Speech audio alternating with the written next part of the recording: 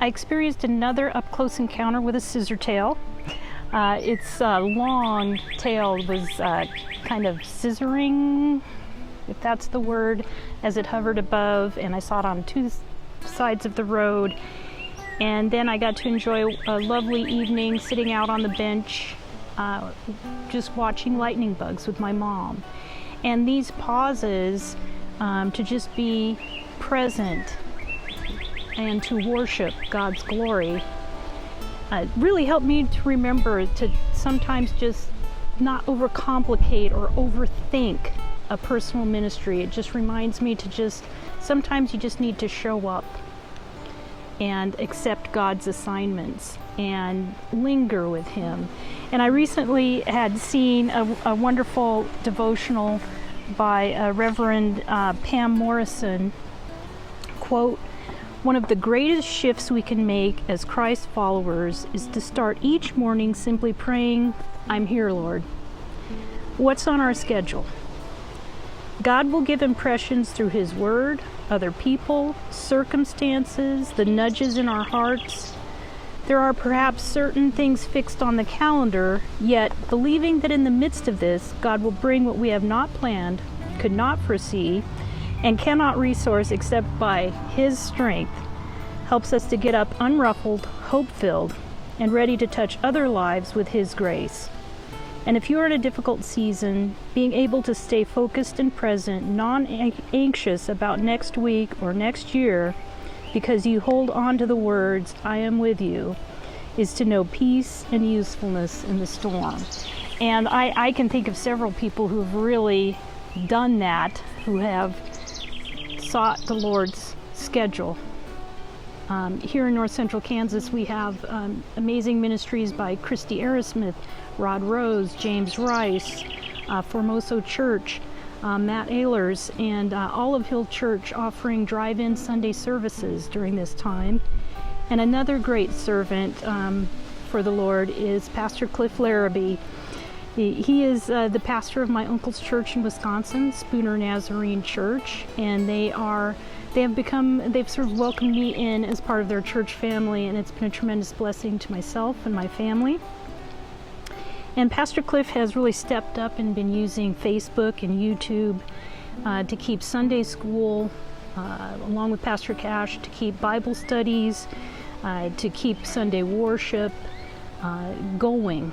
In spite of shutdowns and challenges, they've continued to reach out to the community and continued to thrive during these difficult times. And I just admire his optimism and his enthusiasm and his heart to serve Jesus through digital outreach.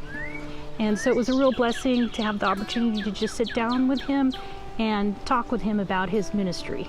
We're here today at my uncle's greenhouse. Beautiful. And he lives on these beautiful acreage here.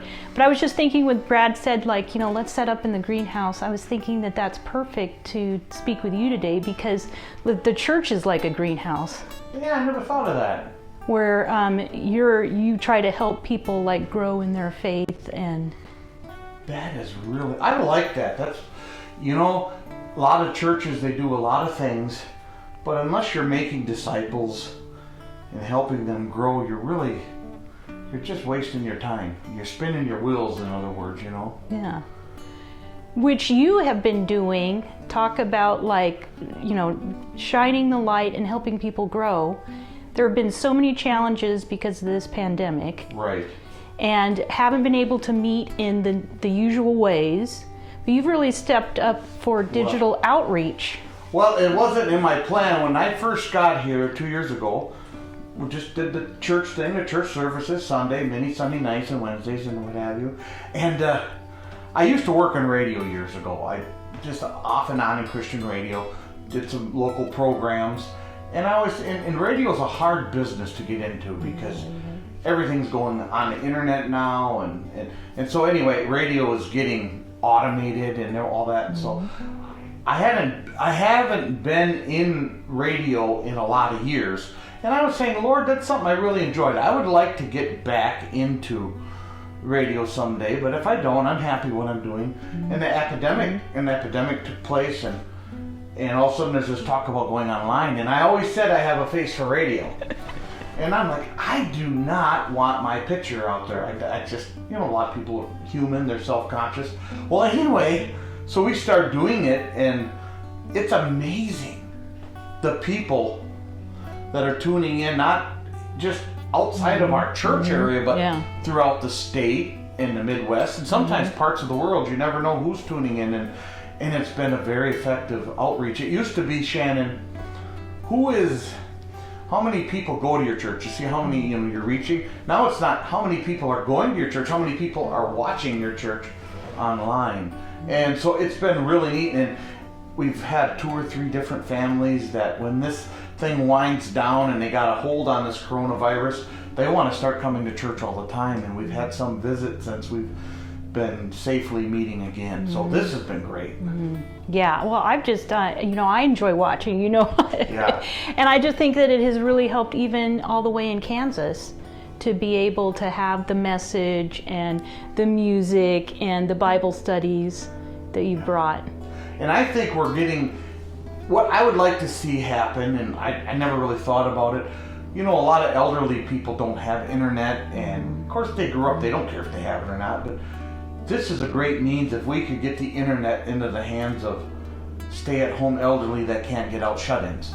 Yes. And they could be a part of a church service, because I know a lot of elderly people that it's the older you get, the harder it is to get out. And I think we're going to end up reaching people with all the different churches that are Bible believing and Bible teaching out there. I think we're going to end up reaching people as a part of our church that may become a part online. I'd like to see people to come to the local church, but that may not always be practical. So I don't know where this is going to go from here. Pastor Dave and I have a wonderful associate pastor, and we're still working. It's a learning process, this internet. I've tried some things on Wednesday nights. Some didn't work so well, some did. And so I'm learning and getting equipment, because this was not in my pay grade. I still don't understand it all. I think that it's really been just really inspiring to see how Spooner Nazarene Church and you and Pastor Cash and the members of the church have really stepped up to fill a gap, and it's inspired me for sure. And the biggest thing is, whatever we do, people need to repent of their sins and turn to Jesus for salvation. If that's not the result of what we're doing and people growing in the faith, then we have to reevaluate what we do. But I'm excited to see what God is doing. And and you brought up a point too about no matter what you do, because you also have an additional job, right? Yeah, I drive truck. And so for people, how would you just talk to people about, if you're not a pastor, how can any work you use to serve Jesus? I've been a bivocational pastor going on 24 years.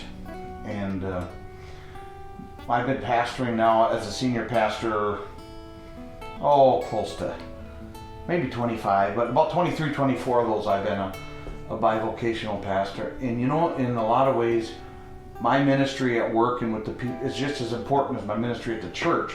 I mean, it would be ideal to be able to pastor full time, but I have found a lot of ministry. When I was a school bus driver in Illinois, I was able to lead a girl to the Lord.